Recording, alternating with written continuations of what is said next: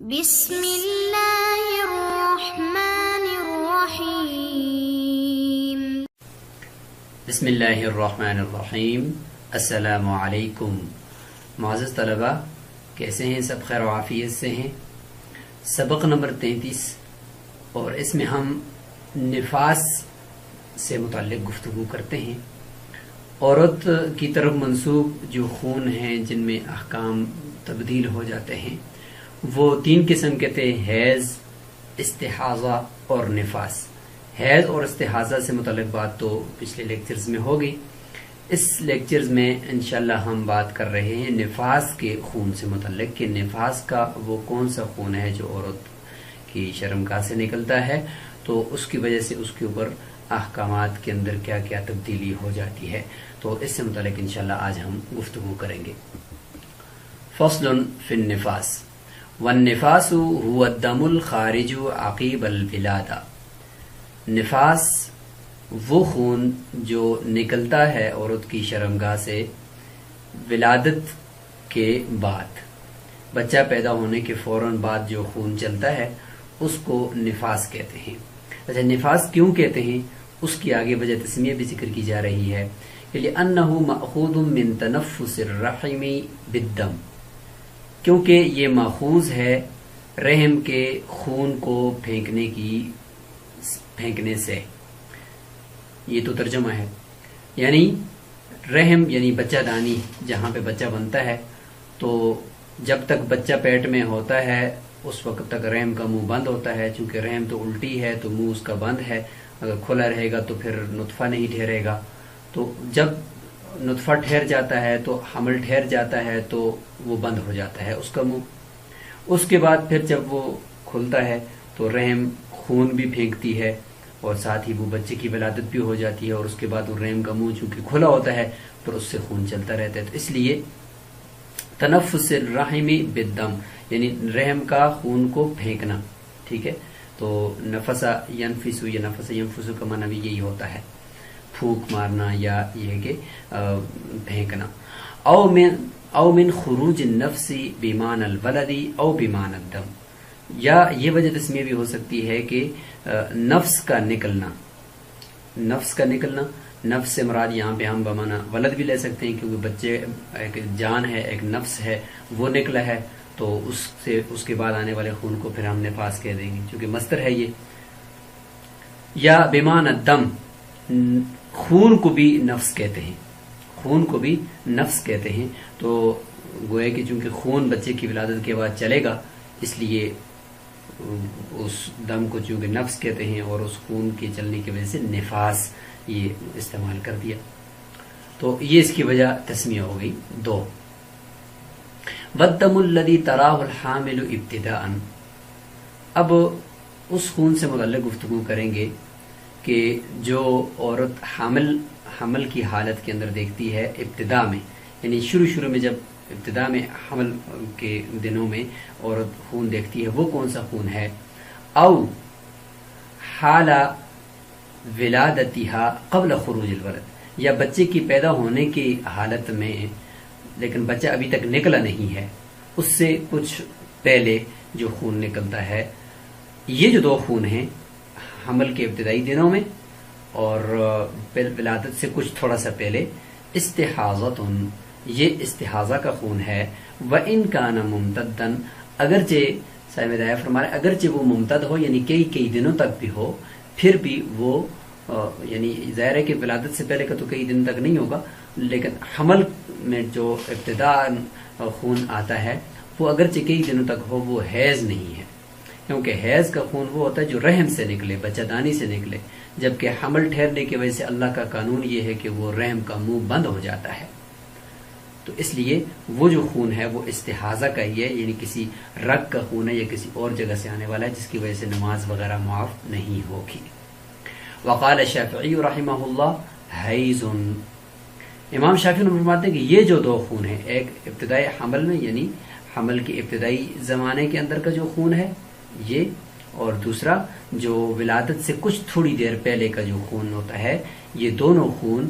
امام شافعی رحمہ اللہ کے نزدیک حیض ہیں۔ کیوں؟ اعتبارا بالنفاس،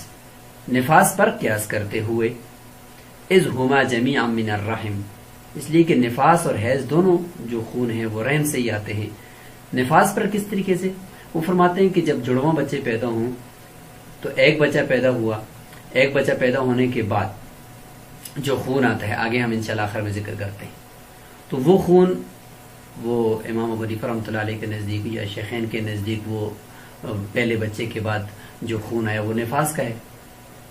اور ابھی تک ایک بچہ پیٹ میں موجود ہے، اس میں 1 مہینے بعد پیدا ہوتا ہے یا 40 دن بعد پیدا ہوتا ہے، تو وہ جڑواں ہی کہلائے گا۔ تو اس بچے سے یعنی دوسرے بچے سے پہلے جو خون آیا وہ نفاس کا ہے، جبکہ ابھی تک پیٹ کے اندر بچہ بھی موجود ہے،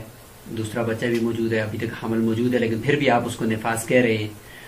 تو چونکہ وہ رحم سے آتا ہے تو آپ کہتے ہو کہ بھی وہ نفاس ہے۔ تو امام شافعی نے فرماتے ہیں کہ جس طریقے سے وہ نفاس ہے یعنی پہلے بچے کے بعد آنے والا خون، تو اس طریقے سے یہاں پر ایک ہی بچہ ہے اور اس بچے سے کچھ دیر پہلے آنے والا جو خون یا حمل کے دوران آنے والا خون وہ حیض ہونا چاہیے۔ جب دوسرے بچے سے پہلے آنے والا خون نفاس ہو سکتا ہے تو یہاں پہ پہلے بچے سے یعنی ایک ہی بچہ، اس بچے سے پہلے آنے والا خون پھر حیض تو ہونا چاہیے، کیونکہ دونوں رحم سے ہی تو آتے ہیں۔ یہ امام شافعی رحمۃ اللہ علیہ کی دلیل ہے، اور قیاس کرتے ہیں جڑواں بچوں کی صورت میں پہلے بچے کے بعد آنے والے خون کے اوپر۔ احناف اس کا جواب دیں گے کہ ان بالحبل ینسد فم الرحم، یعنی ہم آپ کی بات نہیں مانتے کہ حمل کے دنوں میں یعنی بچے سے پیدائش سے تھوڑا دیر پہلے آنے والا خون وہ حیض کا خون ہے، ہم یہ بات نہیں مانتے، اور یہ بھی نہیں مانتے کہ یہ رحم سے آتا ہے۔ کیوں؟ اس لیے کہ حبل یعنی حمل ٹھہر جانے کی وجہ سے رحم یعنی بچہ دانی کا جو منہ ہے وہ بند ہو جاتا ہے، قدر عادہ، اللہ تعالیٰ کی عادت اور قانون یہی ہے، کیونکہ رحم کا منہ نیچے کو ہے، الٹا ہے، تو اس میں ظاہر وہ بند ہوگا تو تب حمل اس میں ٹھہرے گا، ورنہ ٹھہر ہی نہیں سکتا۔ تو جب ایک دفعہ حمل ٹھہرنے سے منہ بند ہو گیا تو اب جو آنے والا خون ہے بچے کی ولادت سے پہلے وہ رحم سے نہیں آ رہا، وہ کسی اور جگہ سے آ رہا ہے، وہ رحم سے نہیں آ رہا۔ اور جہاں تک آپ نے قیاس کیا ہے کہ بھئی پہلے بچے کے بعد جو خون آیا ابھی تک دوسرا بچہ اندر ہی ہے تو اس کو نفاس آپ کہتے ہو، تو ہم کہیں گے بل نفاس بعد انفتاحہ بخروج الولد، نفاس کا جو خون ہے وہ رحم کے منہ کے کھل جانے کے بعد آتا ہے جب بچہ نکل گیا۔ تو بچہ نکل گیا، جب اگرچہ ایک بچہ بھی پیٹ میں، لیکن پہلا بچہ نکلنے کی وجہ سے رحم کا منہ تو کھل گیا نا، جب رحم کا منہ کھلا تو آنے والا خون قطعی طور پر یقینی طور پر ہم یہی سمجھیں گے کہ وہ تو رحم ہی سے آ رہا ہے نا، لہٰذا اس صورت میں تو رحم کا منہ کھل گیا، لیکن بچے کی پیدائش یعنی پہلے بچے کی پیدائش سے بھی پہلے جو آنے والا خون ہے اس کی وجہ سے ابھی تک تو رحم کا منہ نہیں کھلا ہوا، ایک کو دوسرے پر قیاس نہیں کیا جا سکتا۔ ولہذا کان نفاسا بعد خروج بعض الولد، تائید کے طور پر ایک دلیل دی جا رہی ہے کہ اسی وجہ سے تو جو وہ خون ہوتا ہے نفاس کا یعنی بچے کے پیدا ہونے کے بعد، تو کہتے ہیں کہ جب وہ بعض بچہ نکل جائے، یعنی بعض سے مراد یہاں پہ اکثر مراد دیں گے، ورنہ تھوڑے بچے کے نکلنے کی وجہ سے وہ نفاس نہیں ہوتا، اکثر بچہ نکل جائے تو اکثر بچے کے نکلنے کے بعد جو خون ہوتا ہے، ابھی تک کچھ بچہ اندر ہے لیکن اکثر ایسا اس کا نکل گیا تو اس کو ہم نفاس کہہ رہے ہوتے ہیں۔ کیوں؟ اس لیے کہ رحم کا منہ کھل گیا، تو لہٰذا پتہ یہ چلا کہ رحم کا منہ کھلنا تب جا کر جو آنے والا خون ہوگا اس کو ہم نفاس پہ معمول کر رہے ہوتے ہیں، ویسے تو ہم معمول نہیں کرتے، جبکہ بچے کی یعنی پہلے بچے کی بھی پیدائش سے پہلے آنے والا جو خون ہوتا ہے وہ خون وہ رحم سے نہیں ہوتا، کیونکہ رحم کا منہ بند ہوتا ہے، لہٰذا حیض اس کو نہیں کہا جا سکتا۔ نفاس یعنی پہلے بچے کے بعد اور دوسرے بچے سے پہلے آنے والا خون جو ہے اس پر قیاس کرتے ہوئے۔ فیما روی عن ابی حنیفہ و محمد رحمہم اللہ، طرفین رحمہم اللہ کے نزدیک مفتبی قول یہی ہے کہ اکثر بچہ جب نکل جاتا ہے تو ساتھ ساتھ جو خون آتا ہے وہ خون نفاس کا ہوتا ہے، کیونکہ رحم کا منہ کھل گیا، لأنہ ینفتح، رحم کا منہ کھل گیا، فیتنفس بہ، لہذا وہ خون کو پھینکے گی۔ تو یہ یہاں پہ جواب ہو گیا امام شافعی رحمۃ اللہ علیہ کو، اور پتہ یہ چلا کہ ابھی تک جو بچہ نکلا نہیں ہے اس سے پہلے کچھ دیر پہلے آنے والا خون اور حمل کے ابتدائی دنوں میں آنے والا خون وہ استحاضہ کا خون ہے، وہ حیض کا خون نہیں ہو سکتا۔ وَسَقْطُ الَّذِي اسْتَوَانَ بَعْضُ خَلْقِهِ وَلَدٌ، وہ بچہ سقط کہتے ہیں یعنی اسقاط حمل جسے ہم کہتے ہیں نا، کہ وہ بچہ جو اپنے مدت پوری کرنے سے پہلے وہ عورت کے پیٹ سے باہر نکل آئے، یعنی وضع حمل ہو جائے، اس کو سقط کہتے ہیں، گرا ہوا بچہ نا، یعنی حمل گر گیا۔ تو اس میں تفصیل یہ ہے کہ کب اس بچے کی وجہ سے ہم آنے والا خون اس کو نفاس شمار کریں گے، اور اس کی وجہ سے عورت اگر مطلقہ ہے تو عدت شمار کریں گے، تو اس کی مین علامت کیا ہے، تو وہ ذکر کی جا رہی ہے کہ وہ سخت، یعنی وہ حمل جو گرا اور باہر نکلا مدت پوری، یعنی 9 ماہ یا کم از کم جو 6 ماہ اس سے بھی پہلے، تو کہتے ہیں کہ استبان بعض خلقہ، جس کی بعض خلق وہ اگر ظاہر ہو چکی ہے، اس کے اعضاء بن چکے ہیں، تو وہ ولد ہی شمار ہوگا، وہ بچہ ہی شمار ہوگا۔ لہذا آگے تفریع احکام اس پہ متفرع کیے جا رہے ہیں کہ حتی تصیر المرأة به نفسا، اس سے عورت وہ نفسا میں سے ہو جائے گی، یعنی اس کے بعد آنے والا خون نفاس کا خون ہوگا۔ وتصیر الامة ام ولد به، اور اگر وہ باندھی ہے تو اس بچے کی وجہ سے ام ولد بھی بن جائے گی۔ وقد العدۃ تنقضی به، اور اگر عورت مطلقہ ہے تو اس کی وجہ سے اس کی عدت بھی پوری ہو جائے گی، اگر اس کا شوہر فوت ہے اس کی وجہ سے بھی اس کی عدت وہ وضع حمل جو ہے وہ پوری ہو جائے گی۔ تو یہ جو سارے مسائل ہیں وہ یہاں پہ ہوں گے۔ تو بعض خلق سے کیا مراد ہے کہ کتنا اس بچے کے اعضاء بنے ہوئے ہوں اور ظاہر ہو چکے ہوں، تو ہم اس سے یہ سارے احکامات اس پہ لاگو کریں گے۔ فرماتے ہیں کہ بعض سے مراد یہ کہ اس کی انگلیاں بنی ہوئی ہوں، ہاتھ پاؤں کی انگلیاں بن گئی ہوں، اور کچھ چہرے کی خلقت بن گئی ہو، تو ہم اس سے اس کو مکمل بچہ شمار کریں گے، اور اس کی وجہ سے پھر یہ سارے احکامات اس پہ مرتب ہوں گے۔ اگر اس کی انگلیاں نہیں بنی ابھی تک، بالکل ایک لوتھڑا سا ہے، اس کا جسم منہ کا بھی کچھ ایسا نہیں بنا اور بالکل لوتھڑا سا ہے، تو پھر ہم اس کو بچہ شمار نہیں کریں گے، اور اس کی وجہ سے یہ سارے کے سارے احکامات پھر لاگو نہیں ہوں گے۔ لہٰذا جو خون آئے گا تو وہ خون دیکھیں گے کہ اگر پیچھے طہر کے 15 دن گزر چکے ہیں تو پھر یہ حیض شمار ہوگا، اور اگر 15 دن ابھی تک طہر کے نہیں گزرے تو ہم، یعنی جو اس کی عادت کے دن ہیں اگر وہی دن ہیں تو اس میں پھر یہ حیض شمار ہوگا، ورنہ وہ حیض بھی نہیں ہوگا بلکہ استحاضہ ہوگا۔ وَأَقَلُّ النِّفَاسِ لَا حَدَّ لَهُ، نفاس کی کم سے کم مقدار سے متعلق فرما رہے ہیں کہ اس کی کوئی حد ہم یہاں پہ مقرر نہیں کر سکتے، نفاس کی کم سے کم مدت مقرر نہیں کر سکتے۔ کیوں؟ لأن تقدم الولد، یہاں پہ تقدمہ ہے، لأن تقدم الولد علم الخروج من الرحم، بچے کا نکل آنا یہ علامت ہے رحم سے نکلنے کی۔ ظاہر ہے کہ بچہ رحم یعنی بچہ دانی کے اندر ہی ہوتا ہے، تو جب بچہ نکلا تو اس سے پتہ چل گیا نا کہ رحم کا منہ کھل گیا ہے، لہٰذا اب جو خون 1 دن میں بھی آئے گا، 1 گھنٹے میں بھی آئے گا، تو ہم یہی سمجھیں گے کہ یہ رحم سے ہی آ رہا ہے۔ لہٰذا اس کے لیے پھر کم سے کم مدت بتانے کی کوئی ضرورت نہیں کہ 2 دن آئے تو رحم کا ہوگا، نفاس ہوگا، 2 دن نہیں آئے گا تو نفاس نہیں ہوگا، یا جس طرح حیض میں ہم کہتے ہیں کہ 3 دن تک آئے گا تو حیض ہوگا، 3 دن تک نہیں آئے گا تو حیض نہیں ہوگا۔ تو یہاں پہ اس چیز کی پھر ضرورت نہیں ہے۔ فَأَغْنَى عَنْ امْتِدَادٍ، لہذا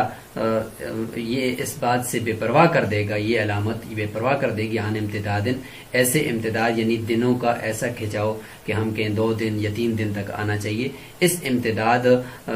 سے ہمیں بے پرواہ کر دے گی یہ علامت، ایسا امتداد کہ جعل علما علیہ، جس کو اس خون کے اوپر، نفاس کے خون کے اوپر علامت قرار دیا جائے، بخلاف الحیض، بخلاف حیض کے، کیونکہ حیض کے اندر تو ہمیں یہ پتہ نہیں چلتا نا کہ ایک دفعہ خون آیا کہ یہ باقی بچہ دانی سے ہی آ رہا ہے، 2 دن آئے گا، 3 دن تو کم از کم آئے تو ہمیں پتہ چلے کہ اچھا یہ حیض کا خون ہے، یہ بچہ دانی سے آ رہا ہے، رحم کا خون ہے، پھر اس کے کلرز بھی دیکھے جاتے ہیں۔ ورنہ اگر ایک دفعہ آیا پھر نہیں آیا تو ہم یہ بھی سمجھ سکتے ہیں نا کہ یہ حیض کا نہیں ہے، رحم سے نہیں ہے، کسی رگ سے ہے۔ لیکن یہاں پر تو ہمارے پاس چونکہ قطعی طور پر، یقینی طور پر چونکہ ایک علامت پائی گئی ہے، تو اس علامت کی وجہ سے ہم اس کے اندر کم سے کم مدت اس کی مقرر کرنے کے لیے محتاج نہیں ہے۔ البتہ زیادہ سے زیادہ مدت ہم مقرر کریں گے کہ زیادہ سے زیادہ مدت اس کی کتنی ہو سکتی ہے، کتنے دنوں تک آ سکتا ہے۔ وَأَكْثَرُهُ 40 يَوْمًا، زیادہ سے زیادہ مدت اس کی 40 دن ہے۔ وَالزَّائِدُ عَلَيْهِ استحاضہ، 40 دن سے جو اوپر خون ہوگا وہ استحاضہ ہوگا، یعنی 40 دن سے زیادہ نہیں ہو سکتا نفاس کا خون، اس سے کم ہی ہوگا۔ اور یہ بھی مطلب نہیں ہے کہ 40 دن ہی پورے کرے. یہ بہت بڑی غلطی ہوتی ہے خواتین کی کہ وہ 40 دن پورے کرتی ہیں ہر حال میں، اگرچہ خون 20 دنوں بعد رک جائے، 25 دنوں بعد رک جائے، جس وقت خون رکے گا اسی وقت سے ان کے اوپر غسل کر کے نمازیں پڑھنا لازم ہو جائے گا، اور روزے رکھنا اگر روزے کے دن ہیں تو وہ فرض ہو جائے گا. لحدیث ام سلمہ رضی اللہ عنہا، حضرت ام سلمہ رضی اللہ عنہا کی حدیث ہے کہ ان النبی علیہ السلام وقت للنفساء 40 یوما، کہ عورتوں کے لیے انہوں نے نفاس والی عورتوں کے لیے جو مدت مقرر کی ہے وہ 40 دن مقرر کی ہے. وهو حجت علی الشافعی رحمہ اللہ فی اعتبار 60. امام شافعی رحمۃ اللہ علیہ نے امام اوزاعی رحمہ اللہ کا قول نقل کرتے ہوئے اسی کے مطابق انہوں نے فرمایا کہ 60 دن ہے. وہ فرماتے کہ ہمارے علاقے کی کچھ خواتین ایسی تھی کہ جو 60 دن تک ان کو خون آتا تھا، تو اس سے امام شافعی رحمۃ اللہ علیہ نے اخذ کیا ہے کہ 60 دن ہونا چاہیے. تو کہتے ہیں کہ یہ حدیث ان کے خلاف حجت ہے کہ اس میں ابو داؤد شریف نے بھی، ابن ماجہ میں بھی یہ حدیث موجود ہے کہ جس میں 40 دنوں کا تذکرہ ہے. وَإِنْ جَاوَزَ الدَّمُ 40، اگر خون 40 دنوں سے تجاوز کر جائے، وَقَدْ كَانَتْ وَلَدَتْ قَبْلَ ذَلِكَ، اور اس عورت کا پہلے بھی کوئی بچہ پیدا ہوا ہے، وَلَهَا عَادَةٌ فِي النِّفَاسِ، اور اس کا نفاس کے اندر اس کی عادت بھی مقرر ہے کہ 25 دن ہے، مثال کے طور پر یہ 30 دن ہے، تو ردت الی ایام عادتها، اور یہاں پر چونکہ صورتحال یہ ہوگی کہ 40 دن سے اوپر چلا گیا ہے، اگر 40 دن کے اندر اندر رہتا تو ہم تو پھر بھی انتظار کرتے، لیکن اس دفعہ 40 دنوں سے اوپر چلا گیا، لہٰذا ہم اس کو اس کی عادت کی طرف لوٹا دیں گے. لما بینا فی الحیض، جس طریقے سے حیض میں ہم نے بیان کر دیا کہ اگر ایک عورت کی عادت مقررہ ہو اور خون 10 دنوں سے اوپر چلا جائے تو پھر اس کو اس کی عادت کی طرف لوٹا دیتے ہیں، باقی دنوں کے اندر خون کو استحاضہ قرار دیتے ہیں. وَإِن لَمْ تَكُن لَهَا عَادَةٌ، اگر عورت کی کوئی عادت مقرر نہیں ہے اور یا پہلی دفعہ ہے، پہلا بچہ ہے، تو فابتداء نفاسها 40 یوما، تو اس کے نفاس کی جو ابتدا ہوگی وہ 40 دن ہوگی. اس کے نفاس کی ابتدا 40 دن ہوگی. سب سے پہلے چونکہ ابھی تو ہمیں پتہ نہیں ہے کہ اس کی عادت کتنی ہے، لہذا 40 دن تک ہم کہیں گے کہ اگر خون زیادہ ہو گیا ہے 40 دن سے اوپر تو 40 دن ہم اس کا نفاس شمار کریں گے. لأنه أمكن جعله نفاسا، اس لیے کہ 40 دنوں کو ہم نفاس قرار دے سکتے ہیں اور اس طرح کرنا ہمارے لیے ممکن بھی ہے، اس سے زیادہ ممکن نہیں ہے. فإن ولدت ولدين في بطن واحد فنفاسها من الولد الأول عند أبي حنيفة وأبي يوسف رحمهم الله. دو جڑواں بچے ہیں، جڑواں بچوں کی یعنی تعریف یہ ہے کہ دوسرا بچہ وہ 6 مہینوں سے کم مدت میں پیدا ہو جائے، تو ظاہر ہے کہ 6 مہینوں سے کم مدت میں تو بچہ پیدا ہو نہیں سکتا، تو ہم یہی شمار کریں گے کہ یہ ایک ہی بطن سے ہی، ایک بچے کے بعد دوسرا بچہ 6 مہینے سے کم مدت میں 1 مہینے بعد، بے شک 10 دن بعد، 8 دن بعد، 20 دن بعد، 2 مہینے بعد پیدا ہو جائے وہ جڑواں ہی کہلائے گا. لہٰذا ایک عورت کو 2 بچے پیدا ہوئے ایک ہی بطن میں، تو ایک بطن سے یہ مراد ہے. فنفاسها، اب اس کا نفاس کس بچے سے شمار کریں؟ پہلے بچے کے بعد جو دن گزرے اس میں شمار کریں یا دوسرے بچے کے بعد جو دن گزرے اس میں شمار کریں جو خون آئے گا؟ فرماتے کہ من الولد الاول، پہلے بچے کے بعد جو خون آئے گا اس سے نفاس جو ہے وہ سٹارٹ ہو جائے گا شیخین کے نزدیک. وَإِنْ كَانَ بَيْنَ الْوَلَدَيْنِ 40 يَوْمًا، اگرچہ 2 بچوں کے درمیان 40 دنوں کا بھی فاصلہ ہو پھر بھی کوئی بات نہیں، لہٰذا 40 دن تک بیچ میں جو خون آئے گا ہم اس کو نفاس کا شمار کریں گے. دوسرے بچے کے فوراً بعد اس نے غسل کرنا ہے اور نماز پڑھ دینی ہے. امام محمد رحمہ اللہ فرماتے ہیں من الولد الاخیر وهو قول زفر رحمہ اللہ. امام ظفر رحمۃ اللہ علیہ کا اور امام محمد رحمۃ اللہ علیہ کا قول یہ ہے کہ دوسرے بچے کے بعد آنے والا خون وہ نفاس کا خون ہوگا، پہلے بچے کے بعد آنے والا خون نفاس کا خون نہیں ہوگا. دلیل کیا دیتے ہیں کہ لِأَنَّهَا حَامِلٌ بَعْدَ وَضْعِ الْأَوَّلِ، کیونکہ ابھی تک پہلے بچے کے وضع کے بعد، پہلے بچے کے پیدا کرنے کے بعد ابھی تک وہ حاملہ ہے. جب ابھی تک اس کے اوپر حاملہ ہونے کی تعریف صادق آ رہی ہے تو حاملہ ہونے کی حالت میں جو خون آتا ہے تو پھر نفاس کا نہیں ہوتا. فلا تصیر نفسا، لہذا وہ نفسا نہیں ہوگی. کما انہا لا تحیض، جس حالت میں وہ اس کو حیض نہیں آ سکتا، چونکہ ابھی تک حمل ہے تو حمل کی حالت میں ہم کہہ رہے ہیں کہ بھئی اس کو حیض نہیں آ سکتا، تو پھر نفاس بھی نہیں آ سکتا نا، ابھی تک تو ایک بچہ اس کے پیٹ میں، لہذا یہ نفاس نہیں ہوگا. ولہذا تنقضی العدۃ بالولد الاخیر بالاجماع، تائید کے طور پر ایک دلیل دے رہے ہیں امام محمد رحمۃ اللہ علیہ اور امام ظفر رحمۃ اللہ علیہ کہ اسی وجہ سے اس کی عدت مکمل ہو جاتی ہے دوسرے بچے کے پیدا ہونے کے بعد بالاجماع. جب عدت دوسرے بچے کے پیدا ہونے کے بعد پوری ہوگی تو یہاں پر اس کا نفاس بھی دوسرے بچے کے بعد ہونا چاہیے، کیونکہ عدت کے معاملے میں وہ ابھی تک حاملہ ہے جب تک دوسرا بچہ پیدا نہیں ہوا، تو لہذا نفاس کے معاملے میں بھی ابھی تک وہ حامل ہے. تو یہ دلیل ان کی بن گئی. وَلَهُمَا، شیخین فرماتے ہیں، شیخین کی دلیل ہے کہ ان الحامل انما لا تخیز. جہاں تک آپ نے یہ بات کی کہ بھئی حاملہ ہے عورت کو حیض نہیں آتا، جس طریقے سے حیض نہیں آتا تو اس لیے ابھی تک نفاس بھی نہیں ہے، یہ جو آپ نے قیاس کیا ہے بات تو آپ کی ٹھیک ہے کہ حاملہ کو حیض نہیں آتا، لیکن حاملہ کو حیض کیوں نہیں آتا اس کے ریزن کی طرف آپ غور کریں کہ ان الحامل انما لا تحیض لانسداد فم الرحم علی ما ذکرنا. حاملہ عورت کو حیض اس وجہ سے نہیں آتا کہ اس کے رحم کا منہ بند ہوتا ہے، جس طریقے سے ہم نے ماقبل میں ذکر کیا. ٹھیک ہے. وقد انفتح بخروج الاول، جبکہ یہاں معاملہ اس کے برعکس ہے کہ یہاں پر تو پہلے بچے کے نکلنے کے ساتھ رحم کا منہ کھل گیا. جب پہلے بچے کے نکلنے کے بعد رحم کا منہ کھل گیا ہے تو اب یہ حاملہ کی طرح نہیں ہے،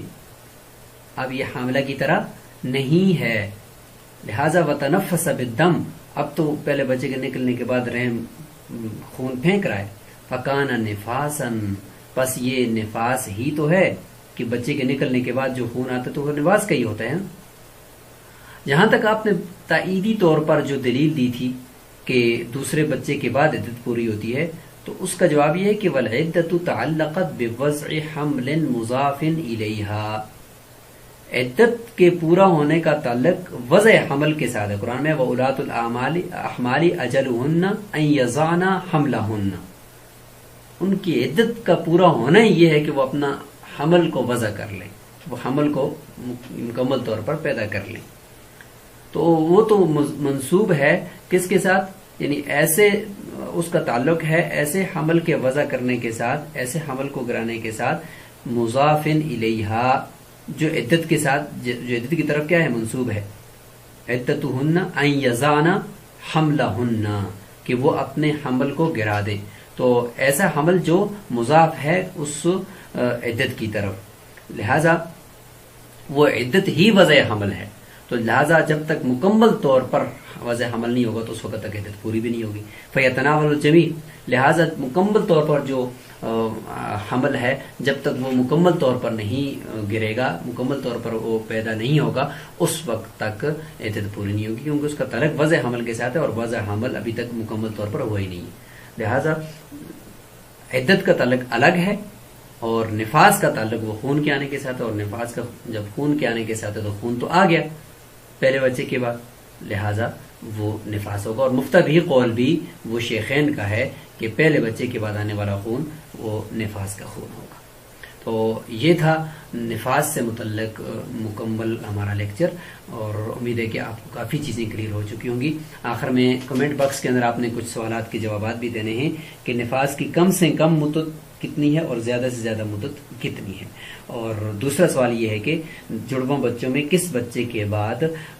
نفاس کا خون شمار کیا جائے گا، پہلے کے بعد یا دوسرے کے بعد. السلام علیکم ورحمۃ اللہ وبرکاتہ.